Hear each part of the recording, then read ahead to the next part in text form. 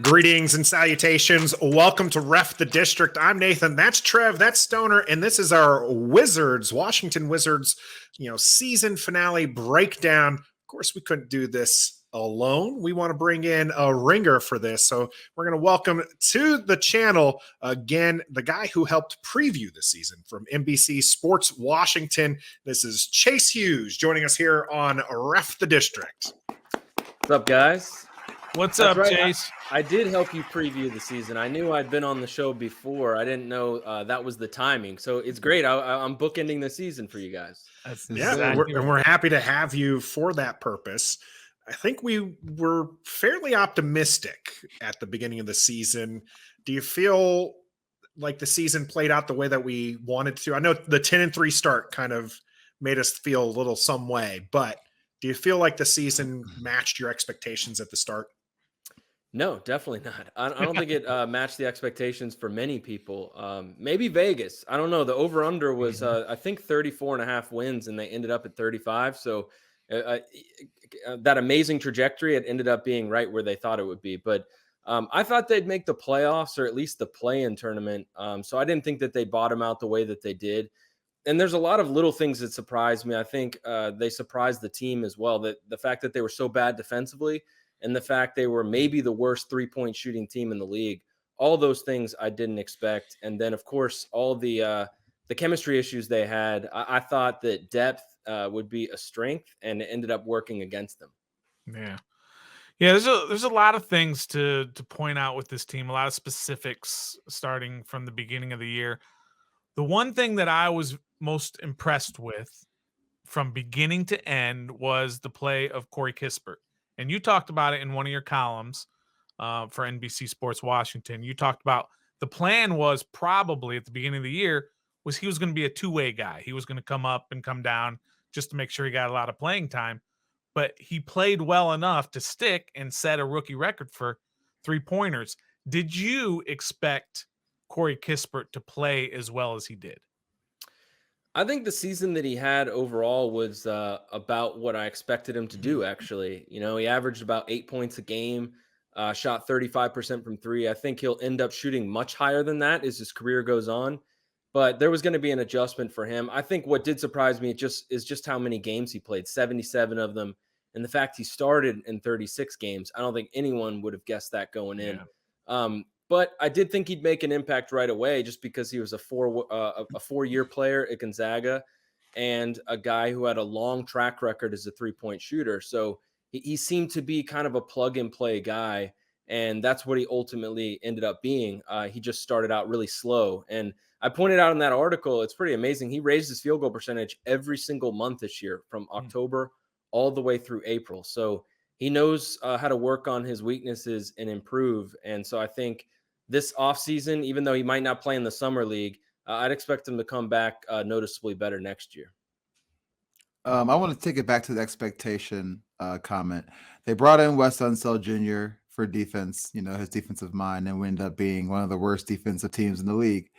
Do you think that had to do with the players not executing his plan, or his plan just being outdated for the players, or where was the disconnect? That was part of why it was so surprising, because they were pretty good defensively down the stretch last year, and then they add defensive pieces and Wes Unseld Jr., and they got worse. They went from 19th to 25th in defense. As far as the problems, I think it was a mix of both. I do think the scheme from Wes Unseld Jr. was part of it, and maybe it's just a matter of these guys need more time in it to kind of pick up a new defensive game plan.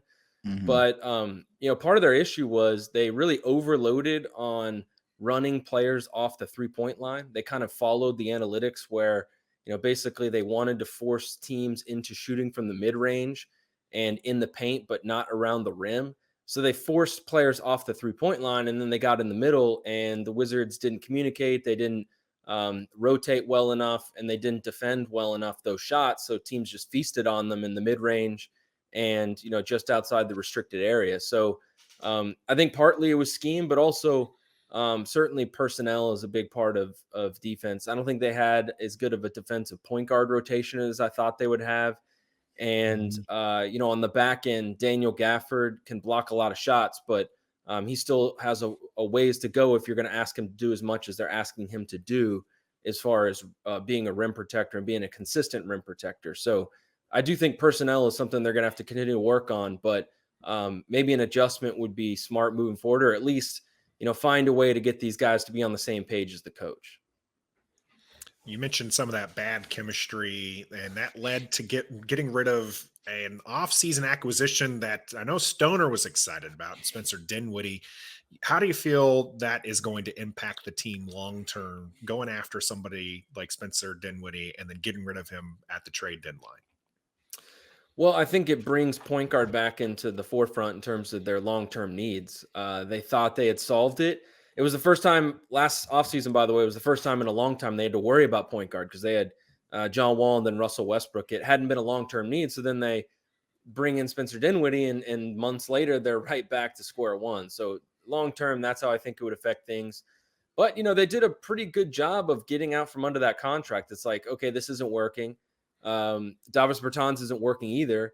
And they ended up turning those two contracts into Kristaps Porzingis and a second-round pick. So they kind of made the most of it, but the long-term effect would definitely be going back to the drawing board at obviously a very important position, which is point guard. And they're going into this offseason. And in order to find the right guy, they might have to give up some assets in a trade to get one. And that was going to be go ahead. I was just going to say, didn't Tommy say that the point guard next year is not going to be a rookie? Right. Mm-hmm. So they're going to bring somebody in, and the way the team is structured right now, you're not going to bring in the guys who are rumored, the Brogdons, the Brunson, guys like that, unless you're going to have to give somebody up. So do you see them making that big move to where they're going to give up some assets to bring in an established point guard? A big point guard, not a Tyus Jones. I don't want Tyus Jones in here. I want like a Brogdon. He's pretty good. He's pretty good, but I mean, he's a jag. We call guys who are just another guy. He might be better than that. He's still pretty young. All right, you like Tyus Jones. You're high on him.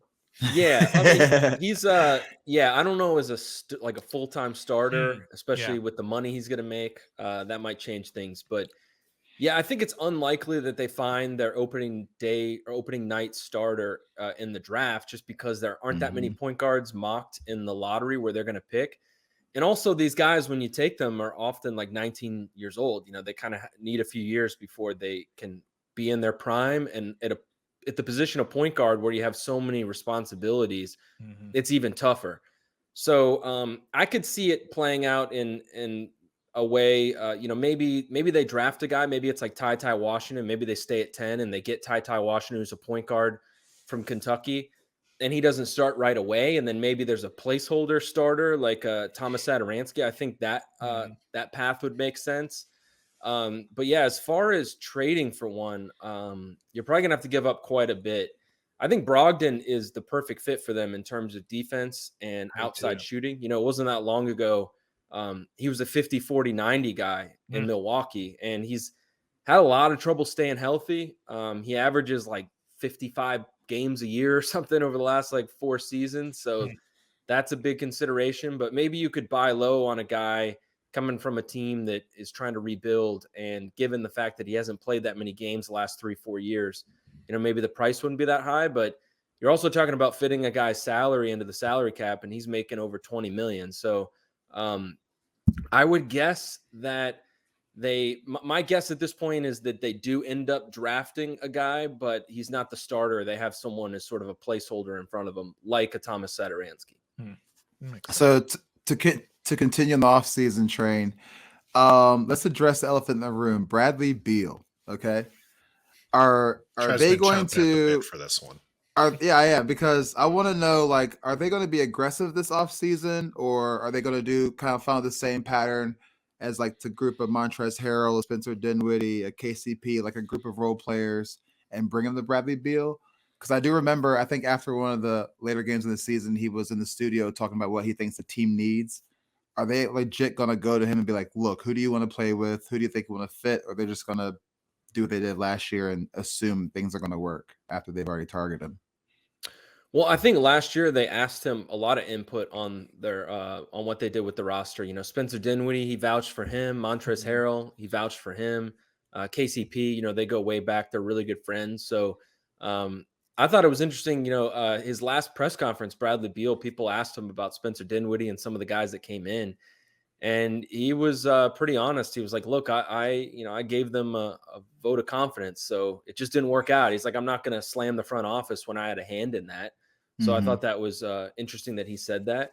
I think if they re-sign Bradley Beal, I mean, my guess, just based on the way that they've operated for a long time, is that, you know, they won't do anything overly aggressive. You know, maybe they see like, okay, we bring Bradley Beal back. And they've got Kristaps Porzingis, who he hasn't played with yet. Kyle Kuzma, that trio, they haven't played together yet. So maybe they could go into next season and see what they have in that group, plus the young guys that are developing, and they're probably pretty apprehensive to deal. I think even Rui Hachimura, who's due for a contract extension pretty soon.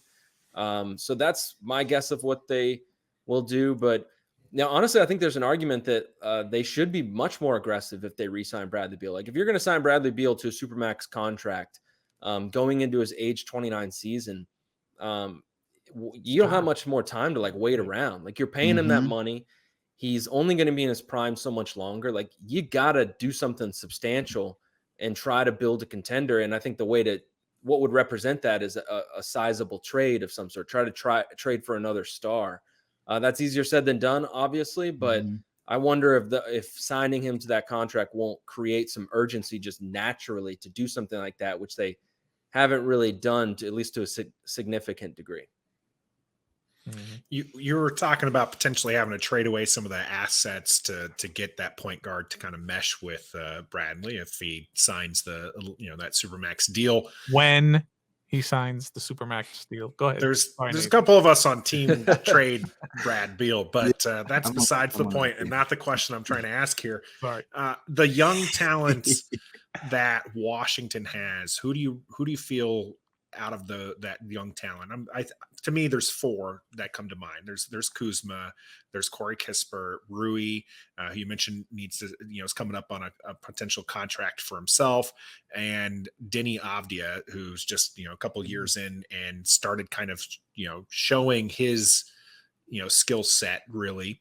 Which of those four do you really feel are core to the Washington Wizards progressing, and which one of them do you feel are attractive trade assets to potentially get that player to help Bradley in his prime?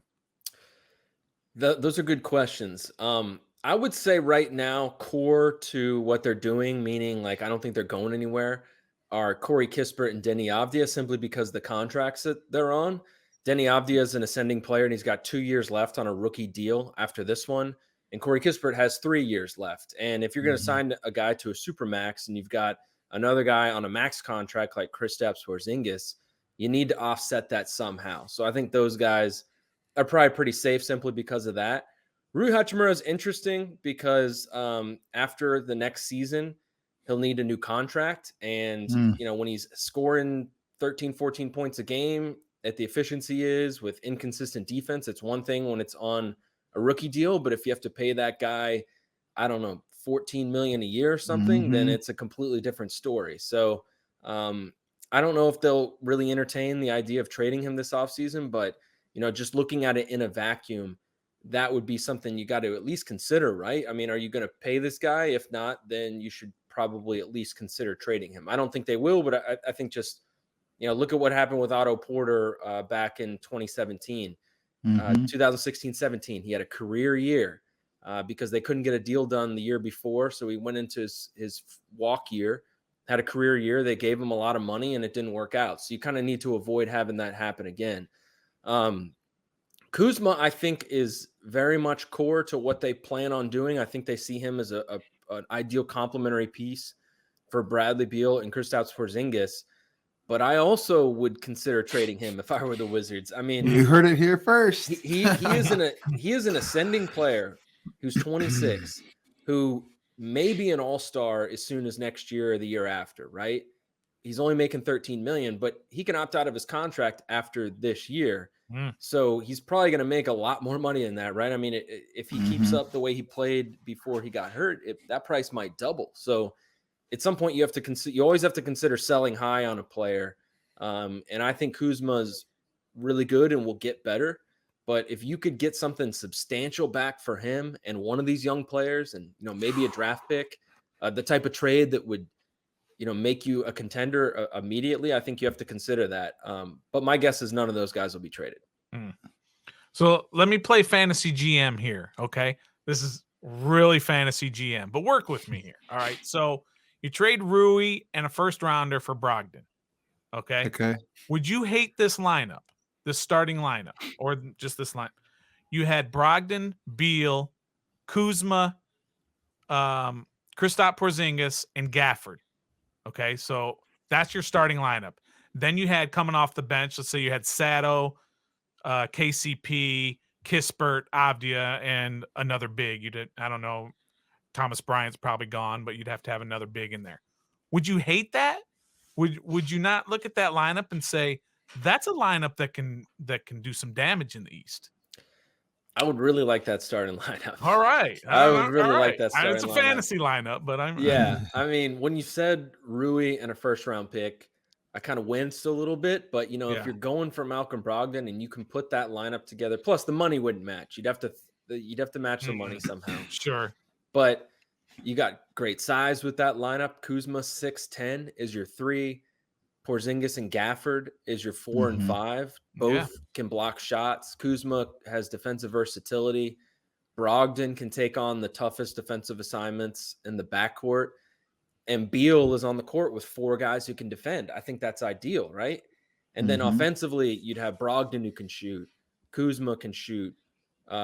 Porzingis. Beal can score in all 3 levels. And Gafford just kind of devouring lobs around the rim. I think that would be a great starting 5. Depth-wise, I was going to say, you just sapped your whole depth because we all know that's important if you want to get in the postseason. So, yeah, I'd have to think about the depth there, but that starting lineup might be as good as they could do this offseason. Like, I don't know how much better you could come out on the other end than that. Yeah, considering what they need, because they need defense and shooting, and Brogdon would provide both of those things. Yeah. Well, give me Tommy's number. And I'll give him a little insight. Is that realistic though? Rui in the first round for Malcolm Brogdon, who's like you said, probably consistently injured. Money alone is going to have to be worked out on that. Yeah, the money would have to. I mean, you'd be like 14 million short on the money or something. That's a lot. But I could see Indiana, a young player and a first round pick. Obviously, I'm assuming that's protected to a certain degree, or maybe it's on draft night this year and it's wherever the Wizards are picking. Yeah, that's probably something that Indiana would consider, I'm sure. Yeah, and this year's first rounder. So assuming everything falls in line, the 10th pick and Rui, and I don't know, throw in. I don't think there's anybody else that you can really throw in, but hey, we'll see if we can get it to work. I like it. Chase, anybody on the current roster? I know you probably can't really say this, but anybody that's more than likely not going to be in the Wizards next year that we could probably look forward to? So not free agents? Yeah, just people who are not like a Raul Neto, for instance, who's going to be a free agent. Yeah. That's a really good question. On the roster now and won't be here next year. And there are a lot of free agents, right? I mean, isn't Bryant and Ish and Neto? Well, maybe of the ones who are free agents, who's more likely to stay and more likely to leave? I could see Anthony Gill being back. I like Gill. Yeah, because really, you used to not like him at first, Stoner. Not as a player. You know what I mean? As a guy, as a coach, basically. A player. Well, he came around. He came around toward the end. He was a decently productive player. He can knock down threes and rebound, and he's a smart player. He knows the playbook really well, and they just like his professionalism. So I wouldn't be surprised that they brought him back on, a pretty cheap deal.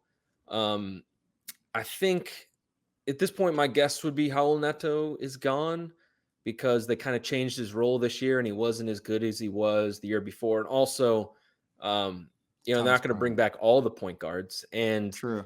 Ish Smith is like technically under contract next year, but it's kind of like a team option because it's not fully guaranteed. So I'm guessing maybe they'll bring him back because he had such a positive impact on the team once they traded for him again. And then Satoransky was great. So like one of those guys is going to be the odd man out. My guess is it's Raul Neto. KCP is a guy I would watch. He's really good friends with Bradley Beal, and he's a good player, but his contract is not guaranteed next year. So I could see, maybe a mutual split happening and him going to join a better team. But I don't know. He also serves a need for them as a 3-point shooter and as a defender. If they added more wing defense, maybe the true value of KCP would shine through better than it did this past year. Nice. Speaking of KCP here, he played quite a bit down the stretch as injuries started piling up and the team was resting players. Did that seem, odd that he was getting those minutes over some of those younger players that were, still healthy at that point? No, I mean, I think Wes Unseld Jr. kept him in the starting lineup the entire year because he liked his defense and he liked his 3-point shooting and just kind of his veteran presence in his defensive system. So I would guess that Wes Unseld Jr. in the front office saw it as like, okay, this guy provides a little bit of defensive structure to our starting lineup, the type that we want our young players to develop around. That would be my guess. Obviously, they ended up shutting him down for like the last 2 games, right? Along with Kristaps Porzingis, but he wasn't hurt. I mean, I figured they probably thought, why take this guy out of there? He's been our rock all year, and we want our young players to develop good habits. And by practicing with KCP and playing with him, maybe those types of habits will rub off on them. So this is my last question, Chase, but I was wondering about Porzingis. When they made the trade, I was a little kind of, iffy on the trade. I didn't know. They also got rid of his man Bertans. He's been defending Bertans I was a Bertans for years. I know. I was wrong. Okay, I was wrong. Big time. But he impressed me. He impressed me because of his durability. Although they, like you said, they shut him down those last 2 games, but he played hurt. He played well. He shot the ball fairly well. But the offense ran through him. I noticed that when he got there, that Wes seemed to run everything through him, the entire offense. Do you think that's the plan next year? Ooh. That even when Brad comes back, that basically like they were doing in Denver with Jokic, they were running everything through Jokic. Is that what this offense is going to look like next year with Porzingis, even when Beal and Kuzma are healthy? I think maybe to a small degree. I would imagine a lot of it's going to run through Bradley Beal, just because he's the guy who averaged 30 points a game 2 straight years and can make plays for others. I think better than Porzingis can. That comparison is interesting and one that was talked about and asked about quite a bit over the final 2 months of the year. I think my takeaway from it was you're trying to compare Nikola, and I'm not saying you, like Wes Unseld Jr. himself kind of made this comparison, but ultimately what we're doing is we're comparing maybe the best passing big man of all time to a guy in Porzingis, where that's like the one thing he doesn't do that great. Like he's the unicorn because he does so many things, right? He's 7'3", he can beat you off the dribble, he can shoot from 3. He's never averaged more than like assist and a half a game. Like he's just not much of a passer. Yeah. Now, he did impress me a little bit with his passing. Once he came over here, and Wes Unseld Jr. has said that he thinks it's an underrated part of his game. But I think that the ceiling's only so high for that type of offense. Yeah. So I think it'll probably go through Bradley Beal, but it's going to be interesting to see how they make that work because the offense ran pretty well over the final few weeks of the season when it was Porzingis and 4 kind of role players around him. But you're adding Bradley Beal and Kyle Kuzma, 2 guys who were relatively high usage alongside Porzingis. There's only one ball. There's only so many shots to go around. But I think that they'll be able to run some things through Porzingis, like especially in the post. And, maybe passing is something that Wes Unseld Jr. can unlock further because of his experience with Jokic. But we need to be careful with that comparison because Michael Malone, the head coach of the Nuggets, he was asked about it earlier this year, and he said, besides the fact that they're big and foreign, they're nothing alike. All right, yeah, that makes sense. That is true. He actually walked out of the room after he said that. Oh, did he? It was like a mic drop. Literally dropped the mic and run out there. All right, Chase, one last question for you. Give us, or at least not a question, but give us your bold prediction for this offseason for the Washington Wizards. Yeah, man. your boldest one. Make it bold. You heard it here first. Bold prediction for the Wizards offseason. I think they get some luck in the lottery at long last. I don't think they're getting the number 1 pick, but let's say they get the 3rd pick, and we can record this video, and if it happens, we'll play it again and say that I told you so. But I think they'll get some lottery luck.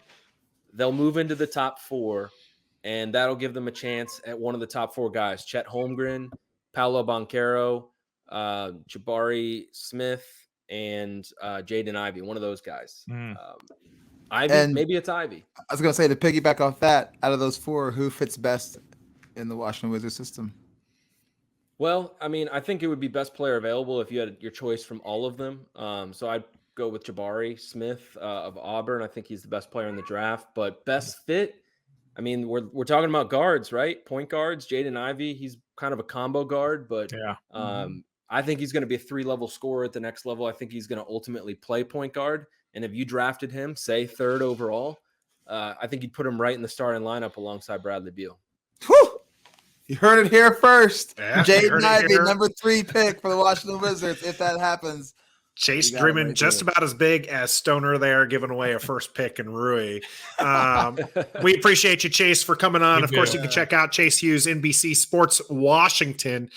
Thanks for opening and closing the Washington Wizards season. Hopefully next season we'll have you back for a prediction, a preview season, and then hopefully we'll have you back for playoffs next season. We'll see how that works out for the Washington Wizards. And until next time, what's that? Be a fan. Hey, thanks for watching us here on Ref the District. While you're at it, don't forget to subscribe to the channel. Check out one of these other videos here as well. We create lots of great content. Of course, we're live every Wednesday at 7:30. Things get pretty heated there as well. Until next time, be a fan.